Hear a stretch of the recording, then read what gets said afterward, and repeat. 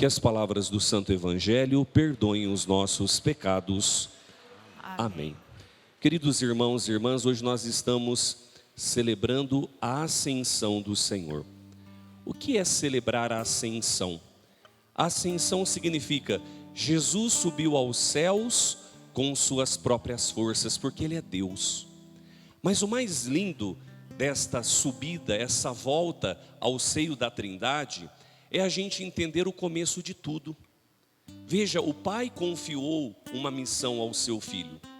Qual que foi a missão que o Pai confiou ao seu Filho? Dele vir até nós para nos salvar. A gente vê ali em Filipenses 2 aquilo que Paulo chama de kenosis. Veja, Ele que é de condição divina, Ele que é Deus, Ele se esvaziou de si, de tudo a sua divindade para se tornar humano como nós, exceto no pecado. Então começa por aí, a humildade de Deus em vir ao nosso encontro por meio do seu Filho. Depois Jesus vai passar todo o processo da paixão, da morte, da ressurreição, como disse o começo dos Atos dos Apóstolos. Depois que Ele ressuscitou, Ele ficou 40 dias e apareceu a várias pessoas ali para dizer: a ressurreição é uma realidade, não é uma teoria, não é uma ideia. São Paulo vai dizer, Ele foi visto também por mais de 500 pessoas, pelos apóstolos. E Paulo diz, por último, eu o vi, eu que era um abortivo, ou seja, eu que neguei, eu que fui contra, eu que não acreditava que Ele era o Messias. Pois bem, os Atos dos Apóstolos, que foi escrito por São Lucas, vai dizer uma coisa ali muito interessante. Veja bem, Jesus, quando estava na última ceia com eles, disse assim: não vos afasteis de Jerusalém, aguardai a promessa. Qual que é a promessa? A promessa é a vinda do Espírito Santo. Olha lá no Evangelho de São João, antes de Jesus ser crucificado, Ele diz: olha, eu vou para o Pai, mas vocês não vão ficar sós. Eu enviarei o Espírito Santo, o Espírito da verdade, que haverá de confirmar tudo aquilo que eu vos disse. Então aqui nos Atos dos Apóstolos, a gente vê isso.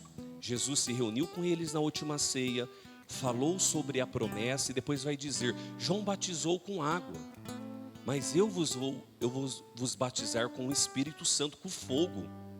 Então esta festa da Ascensão está muito ligado também a Pentecostes. Daqui uns dias nós vamos celebrar Pentecostes. Mas hoje, de maneira especial na Ascensão, qual que é a coisa mais bela que a gente vê aqui? Jesus, Ele mostrou aos seus discípulos, aqueles que o ouviram, que a primeira coisa mais importante é a gente escutá-lo. Ele é a palavra do Pai. Ouvir aquilo que Ele tem a nos dizer. E se nós o escutamos verdadeiramente, de todo o coração, de toda a alma, de todo o entendimento, com todas as nossas forças, a palavra dele tem poder em nossa vida que é capaz de nos modificar. Bento XVI, em uma das suas homilias, ele dizia assim, o que é o céu? O céu é a gente entender que pelo fato de Jesus ter vindo a nós, Ele se esvaziou e ter assumido a nossa humanidade, exceto no pecado. Quando Ele volta para Deus, Ele leva a nossa humanidade. Então o que é o céu? O céu é justamente a gente ter a certeza de que o ser de toda pessoa humana foi elevado ao céu pelo próprio Cristo. Olha que coisa bonita. Ele que passou pelo mundo fazendo bem, curando a todos. Ele que nos libertou do pecado, agora Ele leva a nossa humanidade. Isso nos dá uma certeza muito profunda. Hoje a gente está celebrando o Dia das Mães. Quantas pessoas que já tiveram a sua mãe que partiram para a casa do Pai? E às vezes a pessoa passa por um luto, por uma tristeza. Quando chega o Dia das Mães, as pessoas choram. Mas veja, essa solenidade da Ascensão do Senhor mostra isso. Não há o que temer. Ele já venceu a morte, Ele já nos conquistou uma vida eterna que jamais terá fim. Então a morte pode até nos decepcionar humanamente falando, existencialmente falando.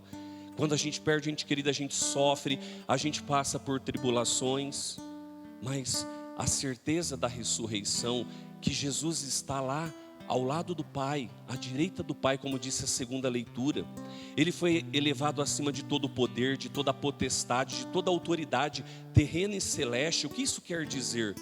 significa que por mais que a gente, humanamente falando, a gente se prenda a poder, status, tantas coisas que são supérfluas, aqui o texto de Efésios está dizendo assim: Jesus foi por uma realidade tão profunda que é a sua própria essência, que é o amor.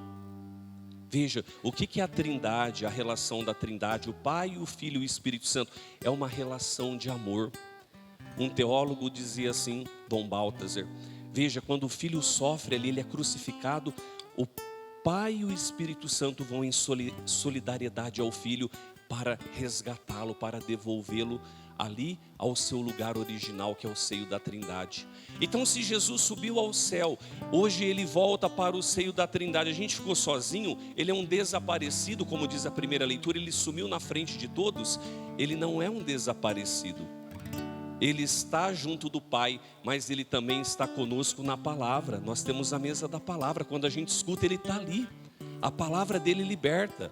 Jesus está presente na Eucaristia, quando você o recebe ali, é o corpo, sangue, alma e divindade, ele está no meio de nós.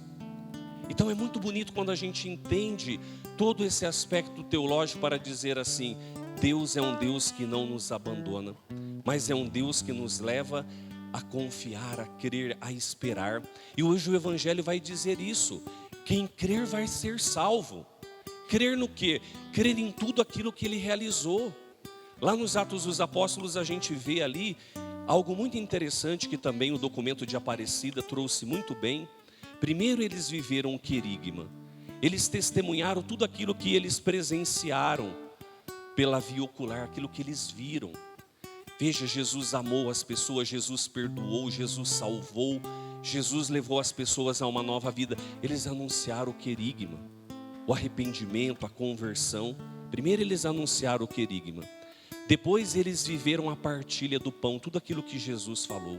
Todas as vezes que vocês fizerem isso, vocês estarão fazendo em memória de mim. Então, querigma, depois a partilha do pão e o terceiro passo mais importante, a missão.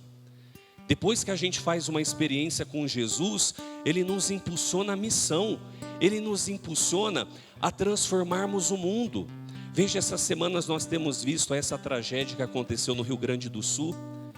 A gente fica tocado, são nossos irmãos, são pessoas como nós, que de repente passaram por essa situação. Isso nos choca, e tem que chocar mesmo, porque se a gente é humano, o nosso coração tem que bater em consonância com o outro.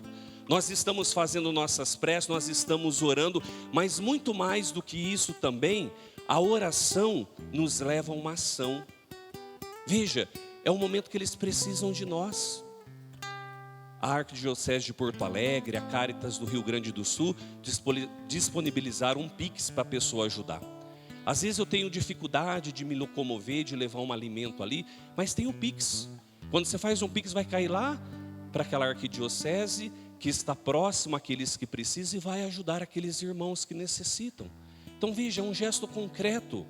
A experiência com o ressuscitado, ele que foi elevado ao céu, ali com suas próprias forças, ele nos mostra, ele nos ensina que a gente também é capaz de elevar os outros. E a gente faz isso pelo poder do amor dele que há em nós. Numa encíclica chamada Caritas in Veritate, de Bento XVI, ele vai dizer assim: a caridade sem a verdade é uma mentira. Olha que interessante. Eu falo de Jesus, eu falo de Cristo, eu falo do bem, mas eu não faço nada pelo próximo. Onde que está a verdade de Deus em mim? Se a verdade dele está em mim, me leva a uma caridade.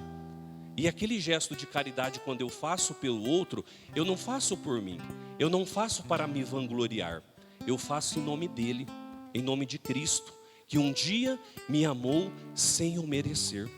E o Evangelho de hoje falando sobre isso, sobre a gente crer neste Jesus e a gente produzir esses gestos concretos em nossa vida.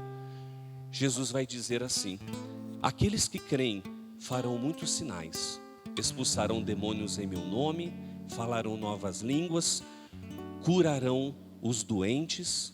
E vai dizer assim, que toda palavra que ele dirigiu aos seus discípulos, Jesus os amparava. Por isso que a gente vê nos Atos dos Apóstolos, os discípulos quando curavam, não era em nome deles, era em nome de Jesus. Quem cura é Jesus, ele é a fonte de toda a bênção e toda a graça. Quando a gente está atormentado, quando você deixa a palavra de Jesus cair em você, quando a palavra de Jesus ela entra no seu coração, toda aquela palavra negativa que você ouviu, aquilo que fazia mal, vai embora. Porque você escolheu o que você quer como definitivo na sua vida, que é a palavra dele. E a palavra dele salva, cura, liberta. Veja, quando nós estamos vivendo um processo profundo de espiritualidade, a espiritualidade produz em nós muitos efeitos benéficos. A gente vive melhor, a gente vive em paz conosco mesmo, com os nossos irmãos, a gente partilha. Veja, uma coisa muito bonita dos Atos dos Apóstolos, eles dizem assim, olha como eles viviam, porque eles partilhavam tudo em comum. Não era partilhar só questões materiais, partilhar a vida, partilhar a história, partilhar o tempo. Às vezes a gente não tem tempo para nada, mas hoje Jesus quer nos elevar. Veja, assim como ele volta ao seio da Trindade para dizer assim, o amor venceu. Qual é esse amor que foi vencido? Esse amor que foi destinado a cada coração humano. Ele acreditou em cada pessoa. Jesus não desistiu de ninguém. Às vezes a gente tem a tendência de querer desistir de quem nos magoa, de quem nos decepciona. Mas quando a gente olha para ele, ele vai dizer, meu amor é sempre eterno. Meu amor nunca desiste de você. E isso é muito belo, a gente entender que o Senhor, de fato, fez tudo isso, tudo o que Ele operou na obra da salvação, foi simplesmente por amor a nós, para dizer, nós temos valor. E o nosso valor nós encontramos no crucificado, que é o ressuscitado, que hoje está junto do Pai. Feche seus olhos um pouquinho, coloque a mão sobre o seu coração, vamos rezar. Vamos fazer uma Lexio Divina. A primeira leitura falou tanto sobre isso, de aguardar a promessa. Esse Cristo que venceu, esta é a palavra correta. Ele venceu a morte, ele venceu a tristeza, venceu a dor. O seu amor transfigurou a face da terra. E é Ele que nos leva a crer no seu nome. É Ele que nos leva a acreditar. Por isso peça mesmo, Senhor, ajuda-me hoje a viver de uma maneira diferente. Se você está desanimado, se você está triste, se você que nos acompanha pela TV, você tem familiares lá do Rio Grande do Sul, que você sofre por eles hoje, escute essa canção, que esta canção possa ser a sua oração nesse dia.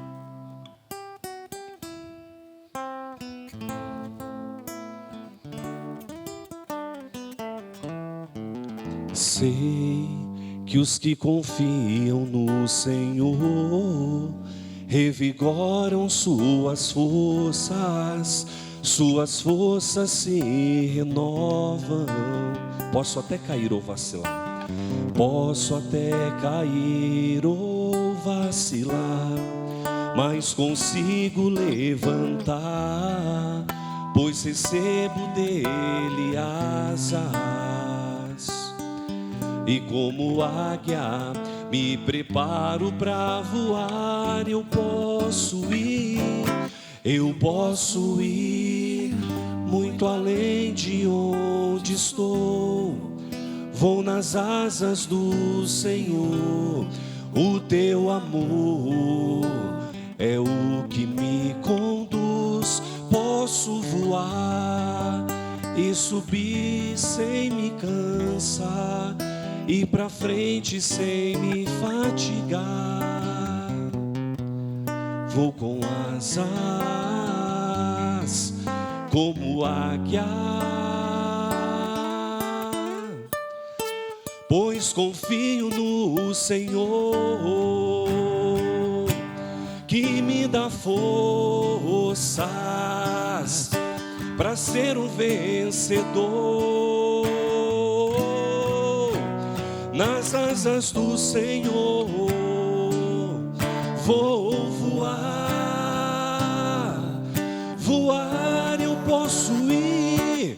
eu posso ir muito além de onde estou. Vou nas asas do Senhor, o teu amor é o que me conduz. Posso voar e subir sem me cansar, ir pra frente sem me fatigar. Vou com asas como águia, pois eu confio em quem? Pois confio no Senhor. E eu encerro minha homilia dizendo aquilo que o Papa Francisco tem insistido desde o início do seu ministério: que nós tenhamos uma igreja testemunhal. O que é uma igreja testemunhal? Ouviu Jesus, experimentou o amor dele, mudou a mentalidade, como diz Paulo, a metanoia, e agora testemunha em gestos concretos aquilo que o ressuscitado, que hoje ascendeu ao céu, realiza na nossa vida. Amém? Glória ao Pai, ao Filho e ao Espírito Santo. Como era no princípio, agora e sempre. Amém.